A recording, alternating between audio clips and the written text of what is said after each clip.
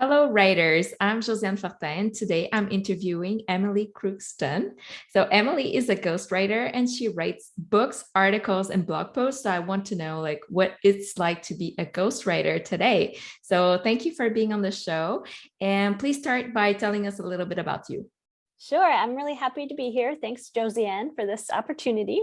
So I am a ghostwriter. I like to call myself the ghostwriter for rebels, renegades, and mavericks because I love working with experts that have big ideas that are a little maybe off the wall or at least innovative within their field, and helping them kind of formulate their messaging around all of those big ideas. I've been a ghostwriter now for I've been in business for over 5 years. I've been doing book ghostwriting for about 3 years. And so that's my main kind of bread and butter for the business. But I also, like you said, do some smaller projects, blog post writing and LinkedIn post writing. Okay, so how did you get into that industry? Yeah, so I used to be an academic. So I taught philosophy for 7, 8 years. And when I was ready to leave academia, I didn't know what I wanted to do. And I thought, what did I want to be before I was a philosophy professor? And the answer was, well, when I was 13, I thought marketing would be cool. And so I happened that a friend was looking for some marketing help, and she owns a web development company in Washington, D.C. and needed blog posts, and she needed blog posts for her clients as well. So that's how I sort of discovered ghostwriting as a thing that people do. I was just kind of fell into it. And I think that's the story with a lot of ghostwriters. But then at some point she said, you could start a business doing this. And I thought, oh, that might be fun. Okay, so at first it was a side business. Yes. Yeah. And It was after, yeah. Yeah, it was a side business for a minute while I was figuring out, how to get out of academia. Okay. And so, yeah, I started doing that. I was her intern for a year while I was still teaching to sort of see if I liked it. Okay. And how many books have you written in those 3 years? I want to know. I'm very curious. Yeah. So it's not hundreds. I've done 11 books so far, edited or ghostwritten. And that's because I work on one book project, ghostwriting project at a time. So I can really only do 2 or 3 books a year ghostwriting, and then I work the editing projects in when I have time. It's easier to do those along with the ghostwriting. But yeah, I like to focus on one project. Each project takes me 16 weeks, so I have a pretty standard process that I work authors through. I think a lot of ghostwriters don't or hesitate to give deadlines like that. So I think it's a real advantage that I can say your book is going to be done in 4 months, with maybe a little wiggle room in there. But usually we can get it done. And I write all business books, which I think also helps, is that I focus on a particular kind of book. So I have an idea of what the process is going to look like with each of my authors. So what's a typical client? Do they come to you and they say, I have this title and I need content to fill out the book, or how do you suggest ideas? How does that work? Yeah, so I like to have a very collaborative process. So I ask that all my ghostwriting prospects come to me with an outline. And that's going to be a working outline. We can change it up. It may look very different from the original outline in the end, but that's fine. But that shows me that they've done enough thinking about what the book will look like, structure, big structure, macro structure of the book, that we can really dig in and get the writing done. Because I have done projects where a client comes to me with basically just a title and a couple chapter ideas. And I've written the book basically all by myself, but it's not my favorite way to work. It makes me really nervous. And Yeah. I also think from the author's perspective, I don't know how that author can take her book and do interviews with media about the book, because how would she even know what's in there? Because it's very different to read your own book versus writing the book and having those thoughts and those ideas. So I'm really looking for someone to be more of a collaborative partner.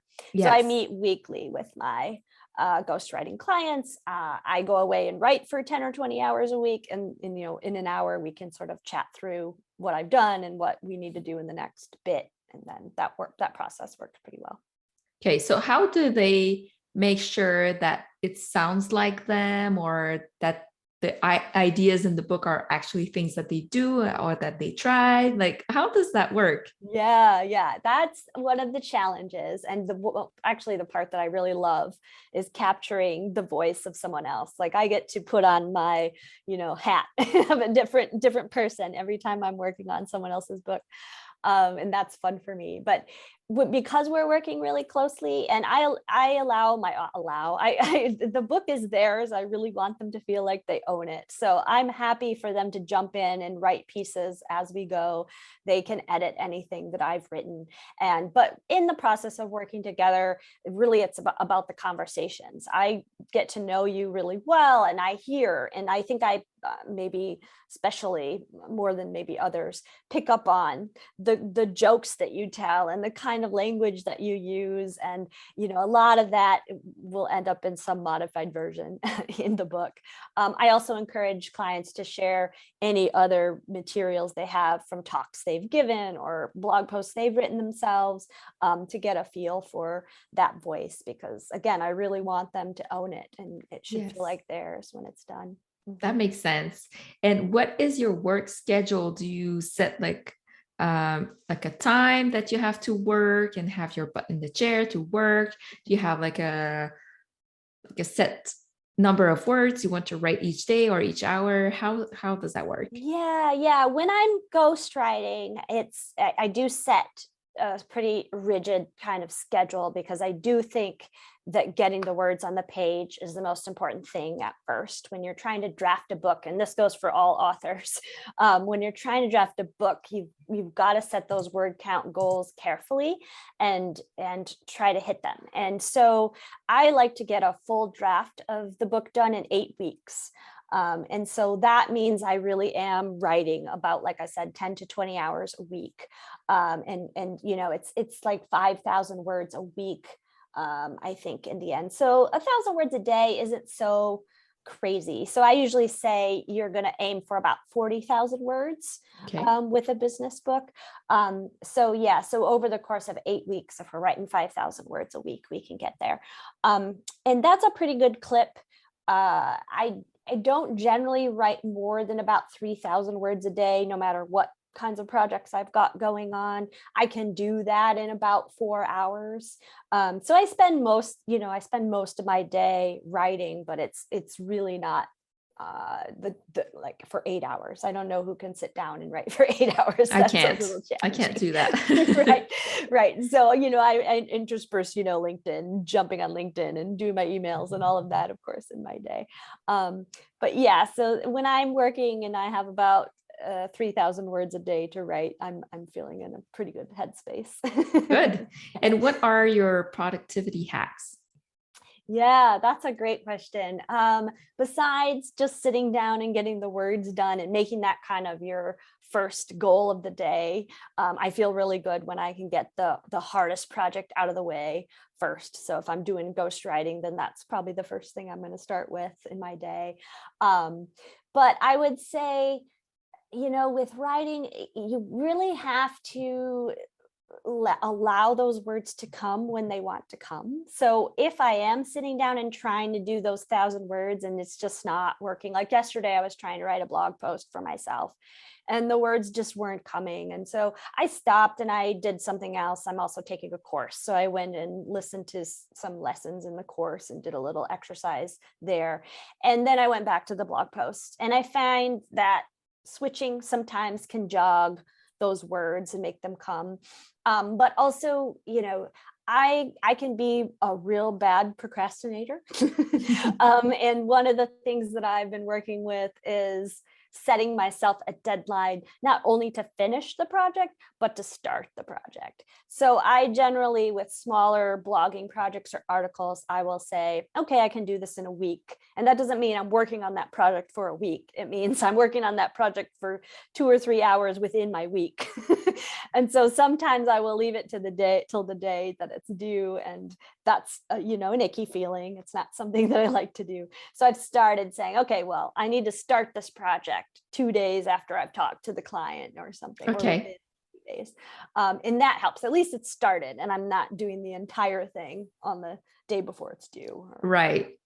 Mm-hmm. Okay. So you'll say, I have to start this project by Monday, and then on Monday you have to put like, do you have like 5 minutes, 10 minutes? What's like the minimum that you have to do on Right it? now, it's just getting started. So Okay, just that might be 2 minutes, whatever it is. yeah, but I find that most times when you start like 2 minutes, then it turns into 5, 10, half an hour, like when we go on Facebook. Exactly. But the Right. same thing can happen with our projects too. Yes, So it's it's, true. Sometimes the hardest thing is just getting started. And I yes. notice myself putting off the easiest projects sometimes for whatever, once I get going, it only takes me 30 minutes to do this thing. But because I've put it off for 3 weeks, it's Yeah. like, And it's a pain for 3 weeks. And after you're like, oh, I had fun doing it. yeah, Like, does that right. happen to you? Like sometimes I even have Absolutely. fun doing it. Yes, yes. So, I have to remind myself, you actually like doing this work. I don't know why you put it off.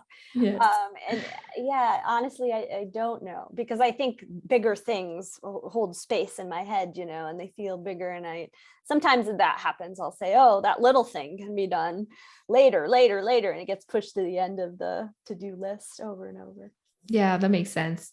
And do you have like actionable advice for someone who would want to write a book but never has the time? Like, I don't really like to say you don't have time because I feel like that's us making excuses. So, what would you tell that person? Yeah, I agree. When you say you don't have time, that just means you haven't made it a priority, right? So that's the first thing. You have got to make that priority. But set some time in your schedule and don't break that rule. Don't break that meeting with yourself. Yeah, and all it takes to really write a book is a couple of hours a week. Just think about how much you could add, how many pages you could add up if you're writing even 500 words in an hour, 1,000 words a week. That can add up very quickly. So I think if you can start with small goals, start with the smallest thing that you can imagine doing. It might just be writing one sentence.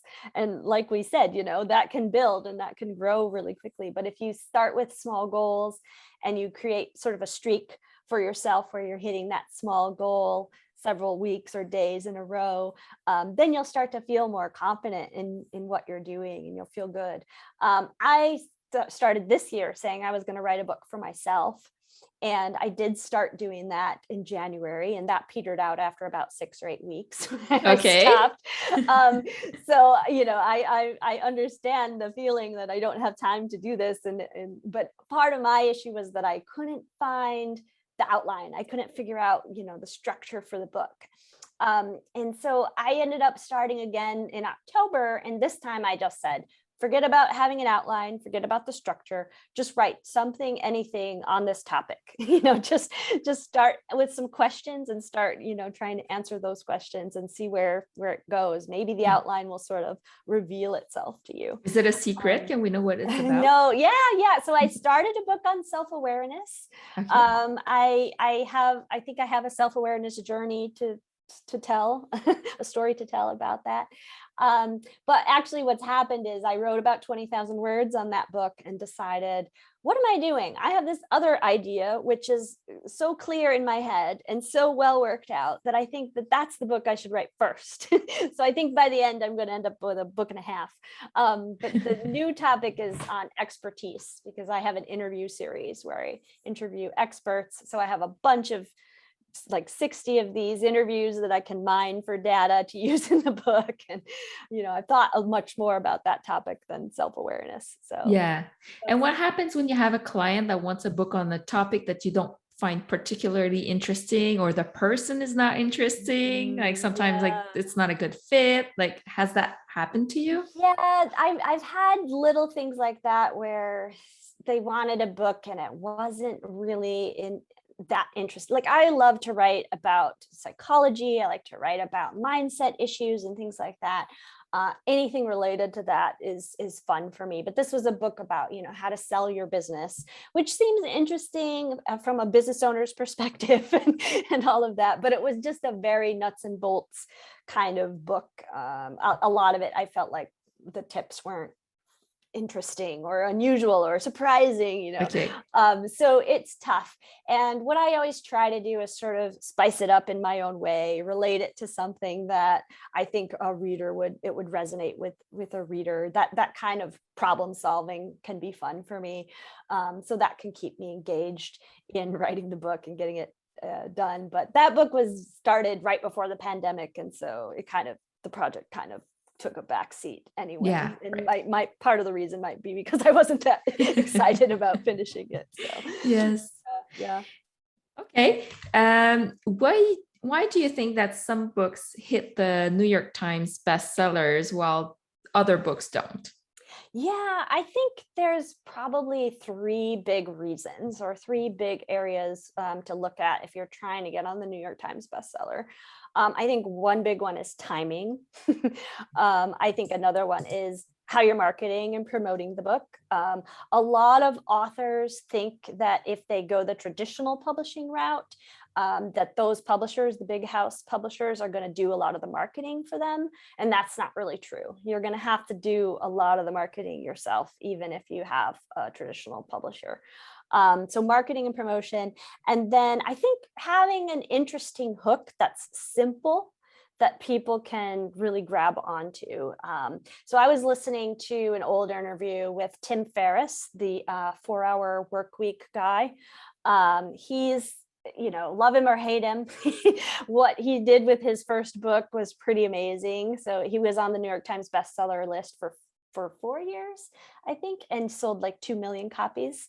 That was a great book. I love that book. Yeah, cool. Yeah, I love it too. I think it's really an interesting idea. But he hit those marks really well. Like the timing, it came out in 2007. It was the perfect time. He targeted the right people in Silicon Valley. Everybody was looking for productivity hacks at that time, and so the book really stood out. But also the title is really catchy. You're like 4-Hour Workweek. You know exactly what the book is about just hearing the title. But it's really fascinating to hear his story of the success of that book, because he basically just took it door to door to bloggers and got those influencers to talk about his book, and that's how he ended up on the New York Times bestseller list. So, I didn't know about that. Yeah. Really and when you write a business book, I want your opinion, because sometimes people say you need to include like personal stories about like why you think that advice is so important. Like, what do you think about that? Because personally, I don't really like personal stories that much. Yeah. So I'm not really sure if I'm just a weird person, or like, is there a market for both? What do you think? Yeah, that's a great question. Yeah, I know personal stories, if they're not really tied into the business part of the book, can feel really fluffy, right? It's like, yes, let me like flip you're adding pages. words, like you're just adding words. Yes, totally. Yes. So I think a well-placed example in a business book is really helpful. Usually I encourage clients to look at to include client stories, not so much personal stories.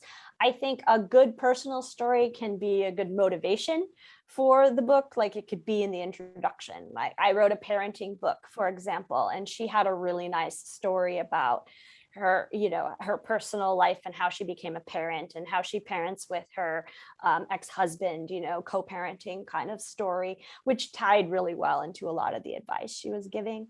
But we basically kept that story in the introduction. It didn't come back, within the tips, although she did throw in a lot of examples about how she works with her own kids, because that illustrates a lot of the advice that she was giving.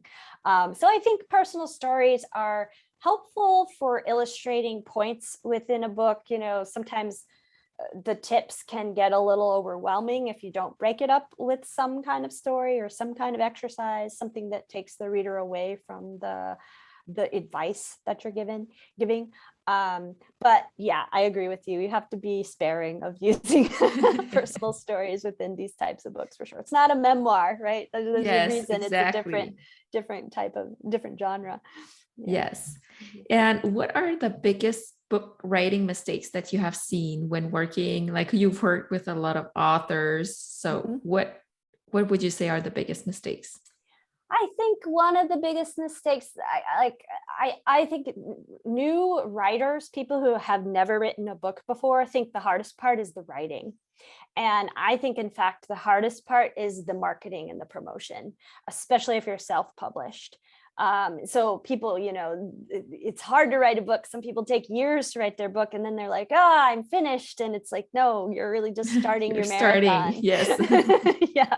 So if you aren't prepared for that, like if you don't realize that, okay, you're going to get the writing done and that part's going to be tough, but then you've got to be prepared to do all this marketing. You've got to have a plan for marketing the book, which really should start before you're finished with the book.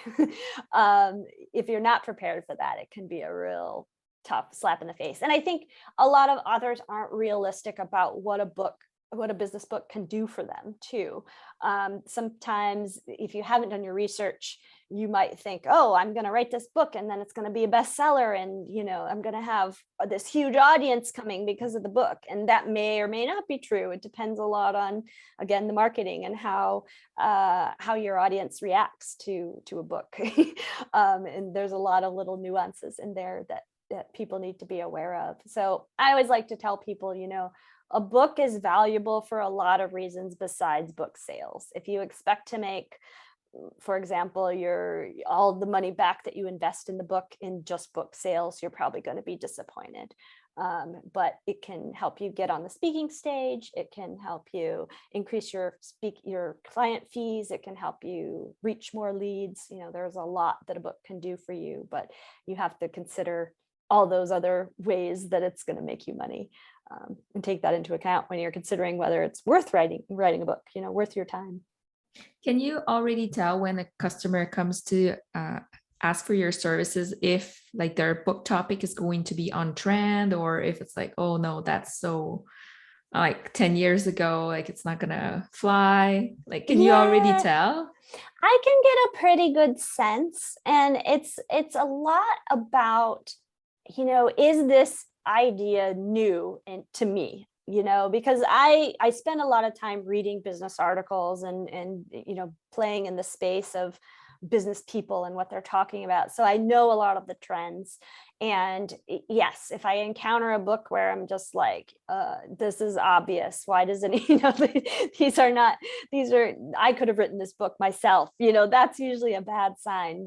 But when I'm dealing with a real expert who has innovative ideas and I could just feel that spark, then I have a feeling that it's going to be big. It's going to be good. So I can definitely feel that. A lot of it is coming up with a really good title and coming up with the right angle on a lot of different things. You can do a lot with, people write about the same and give the same advice over and over all the time, but it's a lot about how you're connecting with your audience and what your particular unique take on the idea is. And we can play with those ideas. But when an idea jumps out at me as being special, then I can say, I think this is going to be big. This is great. Yes. And would you feel proud, or like, how would you feel if one of your books like sold a lot of copies, but like your name is not on it? Like, how do you feel about that? It's funny, people ask me that a lot. And I think, if you're considering being a ghostwriter, it's something to think about. If it would bother you, if that kind of thing would bother you and you'd feel like you didn't get enough credit, then it's probably not a good place, a good line of work. But I feel that I'm compensated well for the work that I do, and that makes me happy. But I always aim for that kind of thing to happen. I love to hook up my clients with great marketers who can help them with the marketing aspect for that reason. I've had books win little awards, nothing like Golden Globe or something, but awards from different organizations for the writing and things like that, and that always makes me feel great. And I always tell my clients, well, that was work that we did together. It's really the mind meld that created that. It's not my brain. It was ours together. The collaboration is what did it, and that's I'm happy to be a part of it. Yeah, exactly. And so, like, you've been working on the book yourself. Do you think you'll have like a date where it's going to be launched next year, before the end of the year? What is it? Yeah, my hope is to have a complete draft finished that I can take to an editor next year. Yeah, at the start of next year. So that's the plan. So it should come out sometime next year. Yeah. Okay. And if people want to know more about you, where can they find you on the internet? Great. My business website is thepocketphd.com. And you can always find me on LinkedIn, and that's at Emily Crookston. And that's also my Twitter handle is EM Crookston. And so those are the main places where I hang out. I'll make sure to share the links in the show notes. Thank you so much for being on the show. Yes, thanks so much, Josiane. It was fun.